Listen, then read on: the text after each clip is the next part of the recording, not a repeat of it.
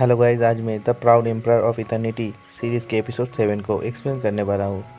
तो इस एपिसोड के स्टार्ट होता है और हम देखते हैं चू सैंग को, जो उन 5 डिमन से कह रहा था, चू फैमिली ने मुझे मारने के लिए तुम लोगों को हायर किया है और वैसे भी तुम सब सही टाइम पर आए हो। अब मेरा प्रैक्टिस भी हो जाएगा। और अपने ऑरा को रिलीज़ कर देता है, जिसे देखकर उन लोगों में से एक आदमी अपने शॉट को बाहर निकल लेता है और चू सैंग के ऊपर अटैक करने चला आता है। लेकिन देखते हैं चू सैंग ने बहुत ही आसानी से उसके शॉट को पकड़ लिया था, साथ ही उसे पांच करके दूर फेंक देता है। फिर उन सब से कहता है, ऐसे फाइट करने में मज़ा नहीं आ रहा है, तुम सब लोग एक साथ हमला करो, और अपने स्पिरिट इन्क्रिप्शन की पावर को भी रिलीज़ कर देता है, जिसे देखकर वो सब भी एक साथ मिलकर चू सैंग के ऊपर अटैक कर देता है। तभी चू सैंग अपनी 9 थंडर सील टेक्निक के इस्तेमाल करते हुए उनके अटैक को बहुत ही आसानी से डिस्ट्रॉय कर देता है, जो देखकर वो सभी 5 डिमन एक फॉर्मेशन को बनाने लगा था और एक बहुत ही बड़ा स्पिरिचुअल हैंड से चू सैंग के ऊपर अटैक कर देता है। लेकिन चू सैंग 9 थंडर सील टेक्निक के 1 थंडर बोल्ट का इस्तेमाल करते हुए उस अटैक को रोकने लगता है।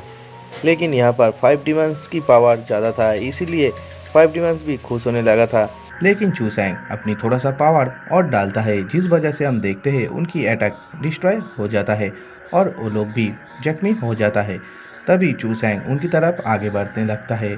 फिर देखते हैं वो सभी वहाँ से भागने लगता है, लेकिन चू सैंग उन्हें रोकने के लिए उन पर अटैक कर देता है। फिर भी वो लोग वहाँ से भागने में कामयाब हो जाता है। तभी चू सैंग उस स्पिरिचुअल हर्ब्स को लेकर चला जाता है। फिर सीन चेंज होता है और हम देखते हैं सारे 5 डिमंस ग्रैंड एल्डर के पास आ गया था, जहाँ पर ग्रैंड एल्डर से कहता है, हम लोग उस लड़के से फाइट नहीं कर सकते, वो बहुत ही ज़्यादा स्ट्रांग है। जो सुनकर ग्रैंड एल्डर बहुत ही गुस्से में कहता है, तुम सब लोग यूजलेस हो, मैंने तुम्हें यहाँ पर लाने के लिए कितना सारा मनी वेस्ट कर दिया। इसके बाद वो सभी ग्रैंड एल्डर को चू सैंग की लोकेशन दिखा देता है। तभी ग्रैंड एल्डर अपने दोनों आदमियों को उस तरफ चू सैंग को ढूंढने के लिए भेज देता है।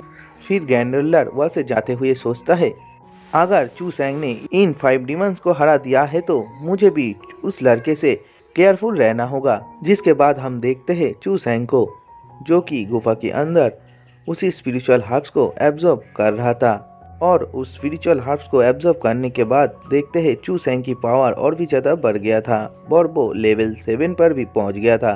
फिर चू सैंग बाहर आ जाता है और सोचता है, चू फैमिली के मेंबर मुझे शायद पकड़ने आ गया है, और इसीलिए वो भी जंगल के अंदर चला जाता है। फिर हम जंगल के अंदर चू फैमिली के दोनों लोगों को देखते हैं, लेकिन चू सैंग उन लोगों की सामने से बहुत ही तेजी से गुजरता है, जिस वजह से वो लोग बहुत ही ज़्यादा डर जाता है। तभी चू सैंग उनमें से एक आदमी को जख्मी कर देता है, जो देखकर दूसरा आदमी जल्दी से अपने लोगों को इन्फॉर्म करने जाता है, लेकिन चू सैंग उसे भी जख्मी कर देता है, जिस वजह से वो दोनों वहाँ से डर कर भाग जाता है। फिर हम देखते हैं वो दोनों सीधे ग्रैंड एल्डर के पास आ गया था और ग्रैंड एल्डर से कहता है, चू सैंग ने हमें बहुत ही ज्यादा पीटा है। जिस पर ग्रैंड एल्डर कहता है, तुम सभी लोगों को इकट्ठा कर लो। लेकिन तभी वहाँ पर चू सैंग भी आ जाता है, जिसे देखकर ग्रैंड एल्डर कहता है, तुम मरने के लिए खुद यहाँ पर आ गए हो। लास्ट टाइम जूलोंग की वजह से तुम जिंदा बच गए थे, लेकिन अब तुम्हें कौन बचाएगा। तभी हम देखते हैं चू सैंग चू फैमिली के दोनों एल्डर को ग्रैंड एल्डर के सामने पटक देता है, और चू सैंग उनकी हालत बहुत ही ज्यादा बुरा कर दिया था, जो देखकर ग्रैंड एल्डर और भी ज्यादा गुस्सा हो जाता है और चू सैंग के ऊपर अटैक करना स्टार्ट कर देता है, जिसे चू सैंग डिफेंस कर रहा था। लेकिन ग्रैंड एल्डर चू सैंग को अटैक करना स्टार्ट कर देता है, जिसे देखकर चू सैंग अकाई में आ जाता है, जहां पर वो ग्रैंड एल्डर के ऊपर थंडर अटैक कर देता है, जिसे ग्रैंड एल्डर अपने स्टोन की मदद से रोक लिया था और चू सैंग के ऊपर उन्हें स्टोन से अटैक कर देता है। जिसके बाद देखते हैं ग्रैंड एल्डर कहने लगा था, अगर मैंने इसे अभी नहीं रोका तो इसकी पावर और भी ज़्यादा बढ़ जाएगा।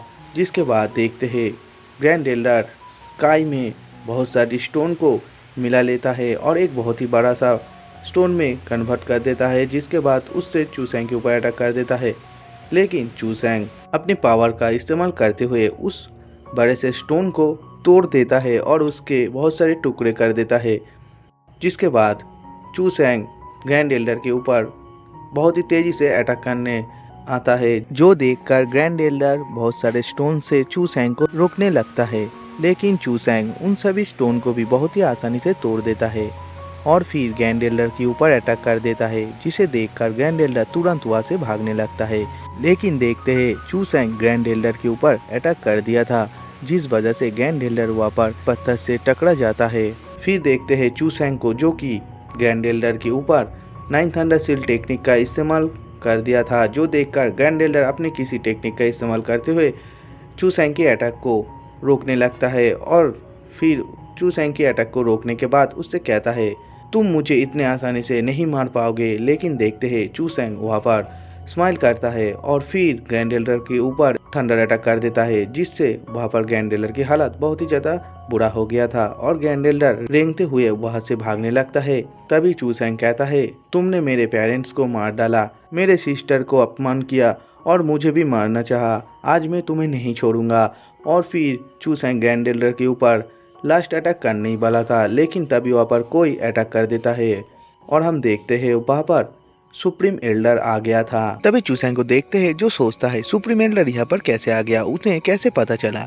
और फिर सुप्रीम एल्डर के ऊपर अटैक करना स्टार्ट कर देता है, लेकिन सुप्रीम एल्डर बहुत ही आसानी से उसके हर एक अटैक को रोक देता है और फिर चूसैंग के ऊपर अटैक करने चला जाता है। तभी चूसैंग इसी मौके का फायदा उठाकर ग्रैंड एल्डर के ऊपर दोबारा थंडर अटैक कर देता है, जिसे देखकर सुप्रीम एल्डर को और भी ज़्यादा गुस्सा आ जाता है और सुप्रीम एल्डर अपनी सबसे पावरफुल प्लम अटैक चूसैंग के ऊपर कर देता है, जिसे देखकर चूसैंग वहाँ से भागने लगता है और सोचता है, मैं कभी भी सुप्रीम एल्डर के साथ फाइट नहीं कर सकता क्योंकि वो टावर ट्रांसफॉर्मेशन के मास्टर है। लेकिन देखते हैं सुप्रीम एल्डर की अटैक चूसैंग को लग गया था, जिससे वहाँ पर बहुत ही बड़ा सा ब्लास्ट होता है, जिसके बाद सुप्रीम एल्डर ग्रैंड एल्डर को वहाँ से ले जाने लगता है और सोचता है, मेरे इस अटैक से वो लड़का शायद मर चुका होगा।